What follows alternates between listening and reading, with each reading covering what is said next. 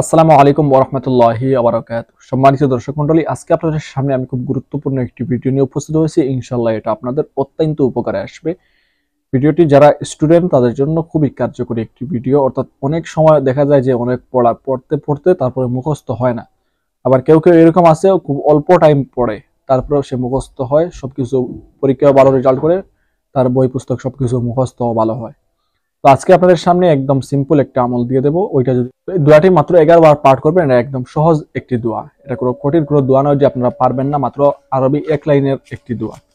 তো এটা আপনারা যদি 11 বার পাঠ করেন তাহলে অবশ্যই আপনাদের মেধা শক্তি বাড়বে। অর্থাৎ কিতাব খুলে, বই খুলে আপনি যখন পড়বেন, যেটা মুখস্থ করার জন্য পড়বেন, ওইটা মুখস্থ করতে পারবেন খুব দ্রুত এবং এটা থাকবে। অনেক সময় আছে মুখস্থ করলেন, পরে দেখা যায় যে বিদ্যালয়ে যাওয়ার পর আর এটা থাকে না। রাতে মুখস্থ করছেন, সকালে নিজেই ভুলে গেছেন কি মুখস্থ করছেন। ওইরকম হবে না। অর্থাৎ লং লং টাইম আপনার এটা মুখস্থ থাকবে। স্মরণশক্তি বৃদ্ধির জন্য, স্মরণশক্তি টিকিয়ে রাখার জন্য খুবই কার্যকরী আমল। তো যে দোয়া আপনি পাঠ করবেন, দোয়াটা হচ্ছে আল্লাহুম্মা ইন্না নাস্তাঈনুকা আলা তাআতিকা। ঠিক আছে? আল্লাহুম্মা ইন্না নাস্তাঈনুকা আলা তাআতিকা। এই যে একটি কালাম, এটা আপনি পাঠ করবেন মাত্র 11 বার। তবে শুরুতে 11 বার আপনি দুরূদ শরীফ পাঠ করতে হবে। এতে যে কোনো দুরূদ শরীফ হোক, সাল্লাল্লাহু আলাইহি ওয়াসাল্লাম পড়লেই হবে। তারপরে আল্লাহুম্মা ইন্না নাস্তাঈনুকা আলা তাআতিকা এটা আপনারা পাঠ করবেন। দেখবেন আপনাদের মেধা শক্তি কিরকম দ্রুত বাড়ে।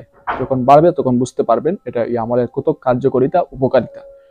সেটা আপনি পাঠ যখন করবেন, সেটা হচ্ছে প্রতি ফরজ নামাজের পরে। এটা কিন্তু পাঠ করতে আপনার 5 মিনিটও লাগবে না, এর ভিতরেই শেষ হয়ে যাবে। এটা আপনি পাঠ করবেন, ফরজ নামাজের সালাম ফিরানোর পর আপনি এই আমল করবেন, দেখবেন উপকার পাবেন। যে কোনো দিন থেকে শুরু করা যাবে, কোনো সমস্যা নেই। কন্টিনিউ আমল করার চেষ্টা করবেন, ইনশাল্লাহ বেশ উপকার পাবেন।